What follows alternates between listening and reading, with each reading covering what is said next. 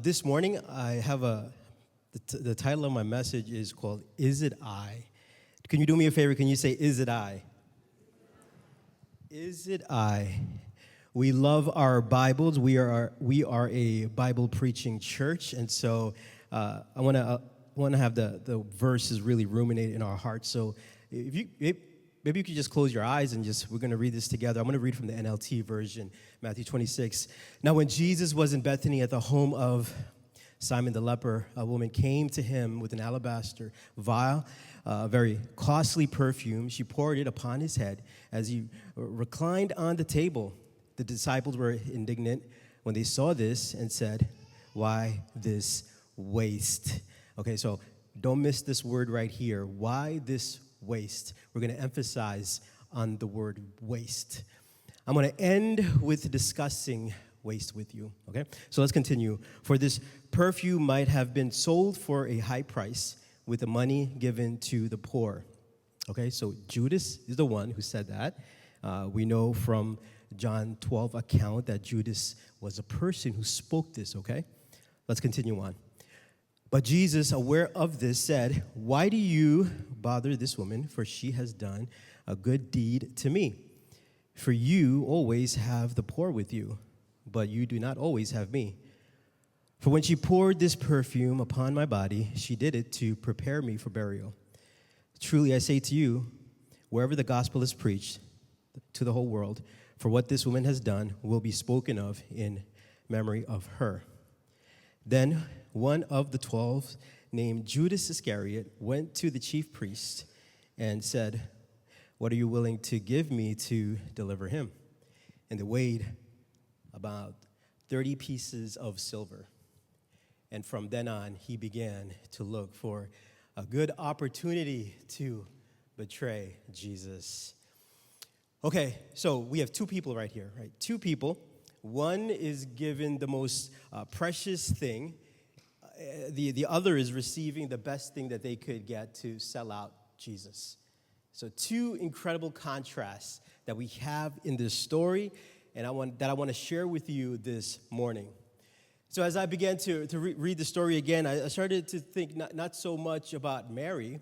I began thinking about this man who we don't talk too much about, Judas. And so I want to begin by asking this question. And the question is, how in the world can you hear Jesus for 3 straight years? You're with Jesus for 3 straight years, probably spent more time with Jesus personally than anyone else on this planet, except for the other 11 people, right? And think about that. You have been chosen to spend more time with God. The incarnate God himself became fleshed. He walked into time. He left eternity to come into time, and you were the one. You were chosen one of these 12 to spend most of your time with him. That's what it says in Mark chapter 3, verse 13 to 15. It says this: "He went up on a mountain, summoned those with whom he himself wanted, and they came to him, and he appointed 12. Check this out, okay? Check this out. "So that he might be with them, so he might send them out there to preach." How could one who is in this inner circle, right, with Jesus, of these 12 individuals on the entire planet to spend this much time with Jesus? I mean, talk about a backstage pass this man had, right? His companions that he hung out with, right? These guys. Like if Jesus was busy and you were best buds with Peter, John, and James, this is not a bad group of people that you want to hang out with, right? You get to hang out with Peter, James, and John. Right? These guys you get to be with, and if Jesus wasn't there, you got to be with these guys. All these guys, they saw the miracles, they heard the sermons of Jesus. They did that all together. And the sad news is that when life is coming too close to Judas, it ends with Judas. You know how it ends for this man? It ends with this man swinging back and forth with a noose around his neck. That's how it ends for this man. That's how his life ends. With Jesus for 3 years, and it ends with suicide. It ends with this man taking his own life. So how does that happen? The question is, how does that happen? How can you spend all this time with Jesus and that be the end? How can you just grow up in church, you grow up in Christianity, and your life ends with swinging back and forth with a noose around your neck? And that is what happens with Judas. Why would Judas be chosen by Jesus? When you think about this, no one protested this choice. Right? That's why when you look at Leonardo da Vinci's painting of the Last Supper, you see Judas as a person that is there looking like the sinister guy, right? He looks so sinister. He's holding a bag, like behind the shadows, and they are all looking over Judas. And I want to say this. I don't think Judas looked that way. Just my opinion. I don't think Judas looked that way. Because you wouldn't give anyone that is kind of sneaky looking the responsibility of being in charge of the money. Okay, I mean, if you look the wrong way here at Edge City Church, like, we're not going to let you collect the offering here, okay? Like, if you come to Edge City Church and you're like, I like to collect the money. No, there's a church down the block, okay? You can go over there. No touching the money over here, okay? And especially if you talk in a voice like that and you do this, no way, that is not going to happen, okay? You count your own money, you're not going to count the money here, okay? So, but I don't think Leonardo da Vinci, he portrayed him the correct way. Because I think Judas looked really cool. I think Judas, he looked good. I mean, here Judas is. He's here, and no one had any suspicion of this man. We don't read as they're choosing Judas here. You know, Jesus is going, Peter, James, and John, and everyone is going, yes, high five. And then Judas and everyone's going, no, not him, not that guy. Right? We don't read that. Well, you're Jesus. Of course, you can change Judas. No, right? They're thinking, Judas, yeah, this is the guy. This is the guy.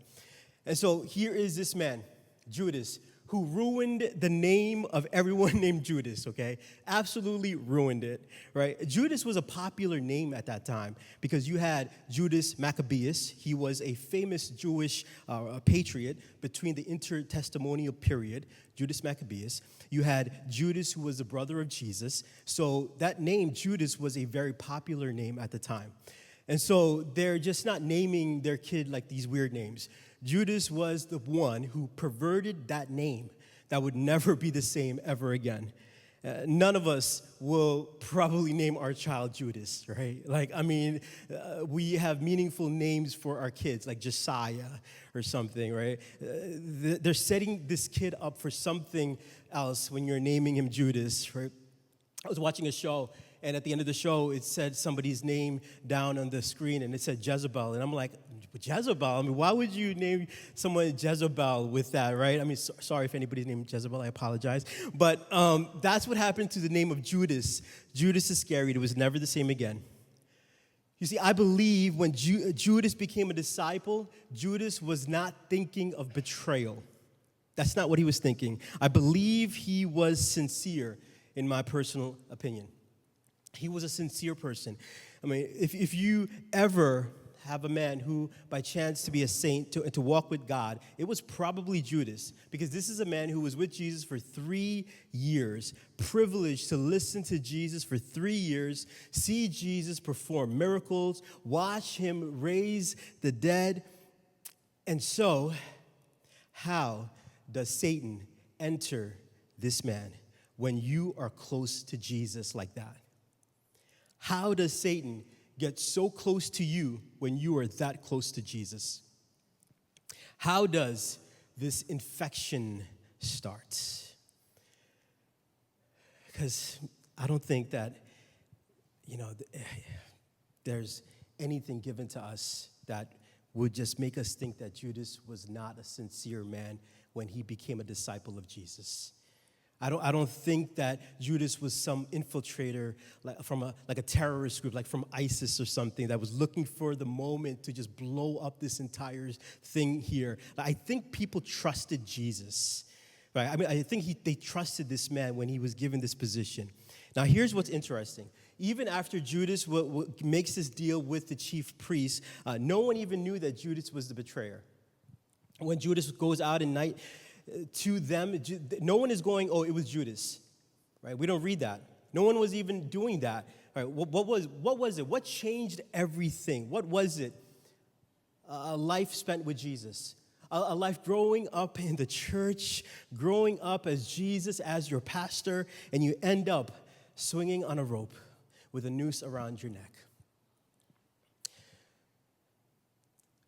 Scientists tell us that there is a fly that begins to target caterpillars.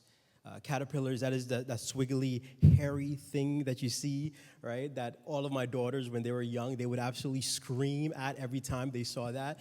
My daughters would scream and shriek when they see a caterpillar. And what happens is you look at that thing and there is a caterpillar with all this capacity in that caterpillar to fly. What the caterpillar has to do, it has to go through this metamorphic stage and to cocoon itself, and it begins to go through this transformation that takes place, and then it turns into this gorgeous butterfly.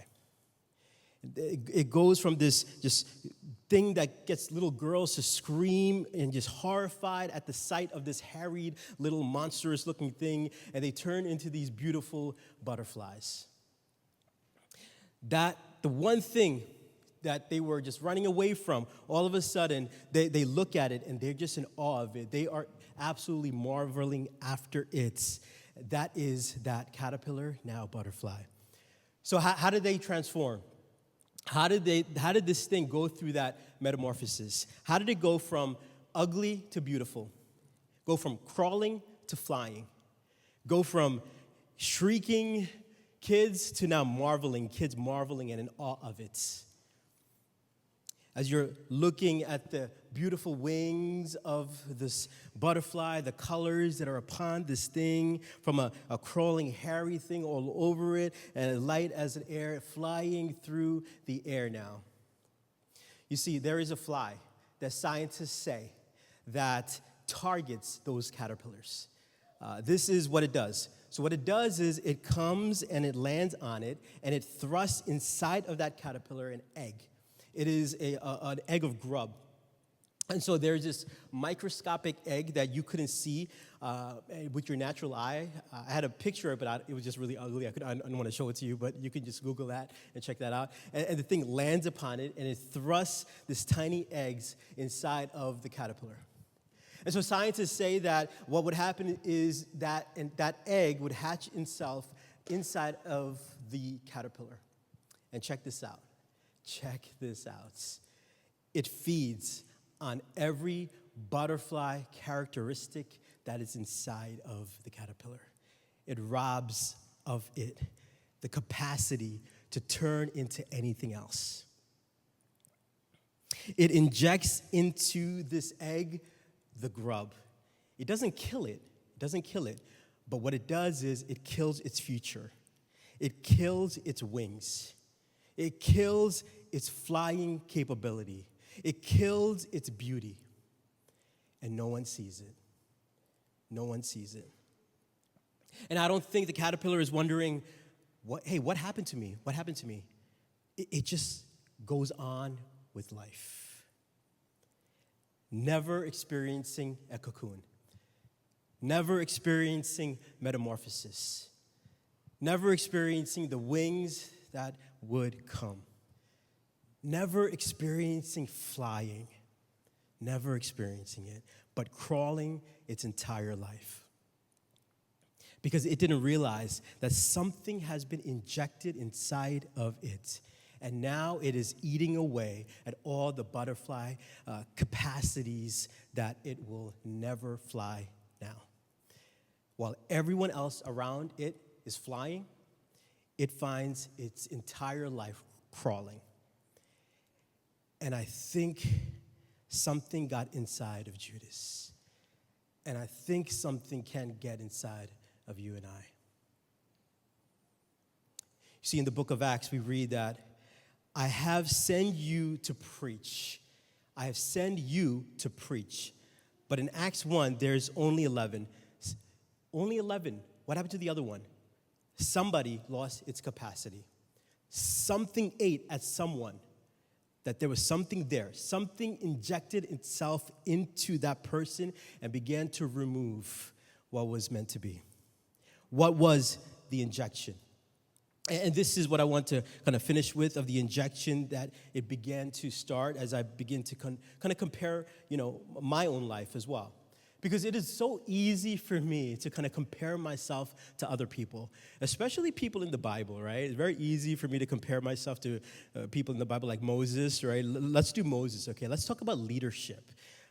Comparing myself to the leadership of Moses. Let's talk about David. Comparing myself to the worship of David. But it's always a little bit humbling when you're doing that, when you're comparing yourself to Judas, though. No one wants to compare themselves to Judas. David is cool. Moses is awesome. Judas is a little close to home. What was the injection? Let me give you a few things. Number one, I think what started small eventually got out of control. What started out small eventually got out of control. One of the things that the scripture reveals to us is that the one thing that Judas used to do was when he questioned the whole thing of Mary with this alabaster box here, one of the things that the Bible begins to tell us about this man that I think is very important here is that the scripture says that he used to steal money out of the money bag. I think it started probably borrowing. I'm just speculating here. Probably starting borrowing the money, and then I'll return the money later. Right? That's just my supposition here. Okay. I think sometimes he just thought, "Hey, I could use this, right?" And I just wonder that it started out small, because you don't turn into a betrayer in just one day, right? It takes time to turn into a betrayer. And the way that the betrayal begins is manifests itself into something that was injected inside of it. And when you start doing that with this little disobedience and there's no retribution, sin has this ability to grow inside of you, grow and grow. And what we do is we do, stuff many times, and then we get caught eventually. And if we don't respond to the conviction, we're going to find ourselves in an absolute mess. And I think Judas began by just taking and taking and taking, but I don't think it was betraying at the moment. I think it started off as, I could use this. Let me give you a description of Judas that the scriptures gives. I mean, we know that Judas was the one who betrayed him, but do you know that the number one phrase that comes after Judas in the Bible, do you know what it is? It absolutely amazes me when I hear this. 10 times in the Bible, we see this. Listen to this. It says, Judas, one of the 12. One of the 12. That is the most common description that we see of Jesus. He doesn't call him Judas, the scheming one. He doesn't call him Judas, the betrayer. It says Judas, one of the 12. The disciples, the church boy, the one who has been with Jesus. The number one phrase of Judas, Matthew 26:14, you'll see it twice in this passage right here. It says, one of the 12 named Judas. We're going to skip to 47. It says, while he was speaking, Judas, one of the 12, right? And continues on to say, Judas, one of the 12. That's all it calls him, one of the 12, church boy, right? The guy who goes to church. Right? That begins to scare me. It begins to put fear inside of me. Because, I've been to church. I've been to church many times. I've sang the songs in church many times. I've given money to the church. Never called a betrayer, but one of the disciples. At the Last Supper, when Judas and the disciple, they were sitting down in verse 20, and in chapter 26, when Jesus was saying one of them will betray him, in verse 20, it says this, truly I say to you that one of you will betray me.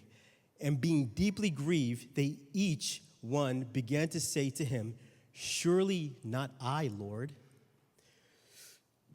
It's amazing to me here that nobody says, "Is it Judas?" We don't see that there, right? Nobody is saying that because Judas isn't known as that yet. He is known as one of the 12. Because if he was so scheming, if he was so bad for all of these years, let me just say this. I don't have the best discernment at times, but for me, I surround myself with people people like my wife, people like my ministry leaders, our leadership team who have this incredible discernment, right? And in many areas. I'm like the type, right? Like, that's why I don't play practical jokes on people, because you will always get me all the time. I believe everything you tell me, okay? You call me up and you say something, and I'm going to believe you for it, all right? That's why I don't play practical jokes on anybody, because you can always get me. And I rebuke you right now if you're thinking, how can I get Pastor Finn, okay? Like, no, please. That's so messed up. But listen, I may not have the best discernment. I'm not saying I do. But after 3 years, I would just figure out if someone is snarly, if someone is just kind of cheap or like this betrayer type. I could figure that out in 3 years. I would easily figure out that in 3 years that I would have figured that out. But I don't think this man was messed up for 3 straight years. Right?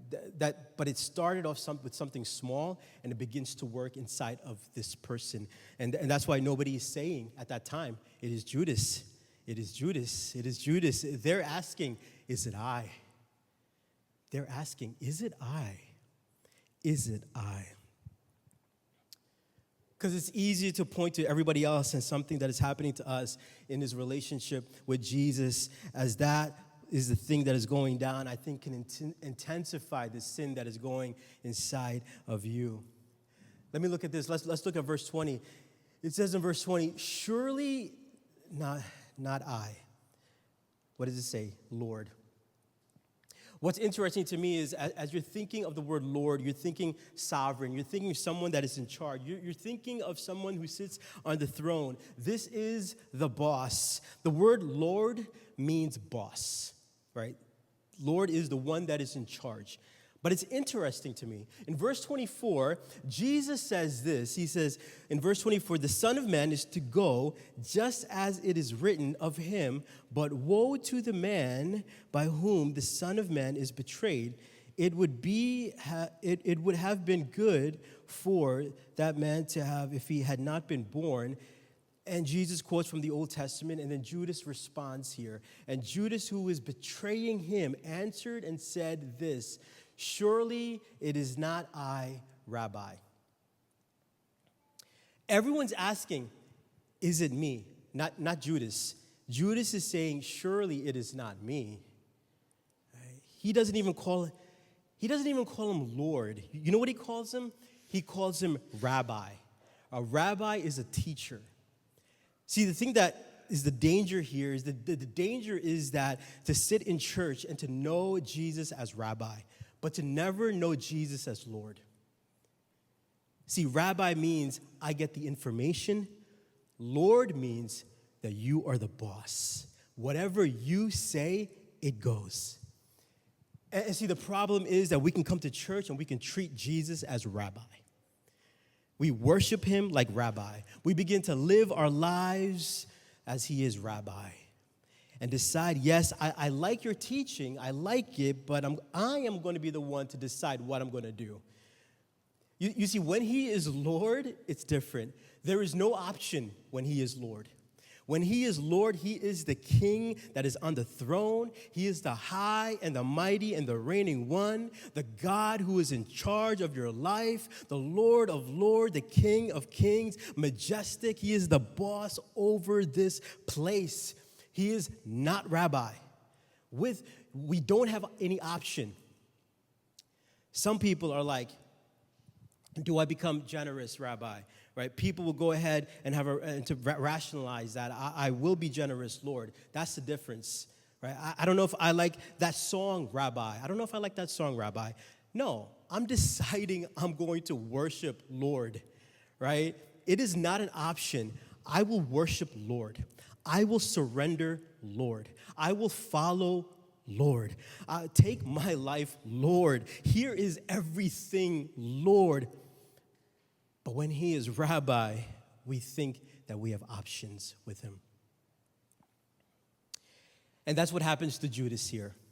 He was not Lord, he was Rabbi. And look at the audacity to look at the eyes of the Jesus, the way, the truth, and the life, who is quoting the Old Testament, and you know that he is talking about you, and you surely say he is not talking of me. I mean, think about the deception that is taking over Judas at this time. Because of the embarrassment of just answering the call there, to think that one of the person that he's mentioning is about you and the battle that is going on, right? Like, I made the decision, like, if you call me out, I will answer. I don't care if there's anybody thinks in this place that you are not a rabbi, you are Lord. I don't have options, because there is options with rabbi. When you call him rabbi, there are options. And there could be an option with a noose hanging at the end of our future, right? If I give him that, spending 3 years, seeing 3 years of miracles, your life, right? And we question that. How does that happen? All of a sudden, materialism kind of injects inside of Judas. All of a sudden, greed starts to inject itself into Judas. And at that moment, I was dialing into my own life. God, what? Is there anything that is injected inside of me? Right? What is the thing that you're going after? The small thing that is inside of me, Lord, that you're going after? Maybe we can ask ourselves that question. Is there anything that is being injected inside of me? Let me share my last point, and we're going to close in a moment, in a little bit. Mary here in this text, she breaks the alabaster box, and we've heard the songs about this before. There's the sermons about this many times. But I think the second thing that's been injected into this man that he sees is differently than God, is that God's calling it an offering, and he's calling it a waste. God is calling this an offering, and he's calling it a waste. How could you be so far off here? Verse 8, it says this: why this waste? This thing, what she did is a waste. And this is what Jesus said. Jesus said this: when she poured this thing on my body, she did it to prepare me for burial. Verse 13, truly I say to you, whenever this gospel is preached, what this woman has done will be spoken of and memorialized and in memory of her. So what Jesus is saying is that this is a sacrifice from this woman. This woman has sealed her faith for the future. What you're calling is a waste, this has sealed her future. How could you be so far off here, which you're calling waste, and Jesus calls it a memorial? You're calling it a waste, and Jesus calls it an altar. What you call a waste, and Jesus calls it that you have sealed your future. This is a key moment, I think, before the betrayal. This is the key moment. The breaking of the alabaster box, I think, is a key moment. See, this is what amazes me, because they would see it two different ways is how they see it. And many historians believe that this is a broken, this kind of like ticks him off when he says this, and this is kind of like this moment right here. You see the perfume, the scripture calls it says that it is 300 denarii. So 300 denarii is 1 year wages. So a 1 year's wage is given to Jesus. I mean, think about that. How about that? A 1 year wage is now given to Jesus. That's what I call like all of it belonging to God, right? That's all of it belonging to God. A 1 year wage, all given to Jesus. And here's what's amazing to me is most historians believe that Judas was so upset by this because he thought that he would be the one that gets the perfume and that this was a 1 year's wage.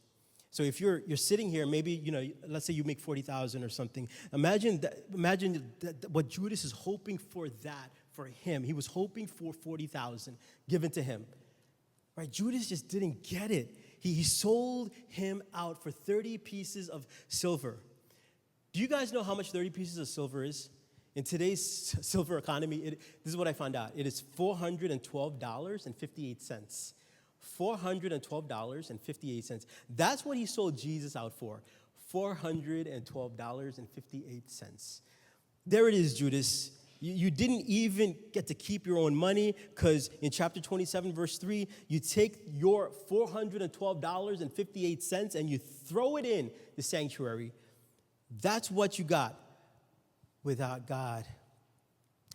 Right? That's what you got. Mark 8, verse 36, it says this, what does it profit a man to gain the whole world and lose your own soul? And I'm thinking, oh God, what are you going after? What is it I'm holding on to, Lord? What is my 30 pieces, Lord? Another name for Judas is known as son of perdition. Son of perdition. How many know what perdition means? This is what it means. Why this perdition? Do you know that waste and perdition are the same exact words? I found this very interesting in my research of this. Waste and perdition is the same word. It was as if he was prophesying over himself. He says, why the waste before? And God calls him the son of perdition. Waste. Waste and perdition are the same words, right? In various sources, I've saw this, and he says, why this waste? And Jesus says, you have become the son of perdition. Acts chapter 1 is the last time Judas is mentioned. Acts chapter 1, verse 25. It says to occupy the ministry of the apostleship to what Judas turned aside to go to his own place. This is what it says. Your own choice got you to the place that you wanted, your own place. Now, isn't it amazing here that the choice is, which place do I choose? He's going to prepare a place, and I have a choice every day.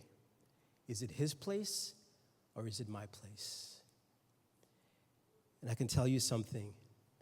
His place is so much better than our place or anything we can build as our place here on earth.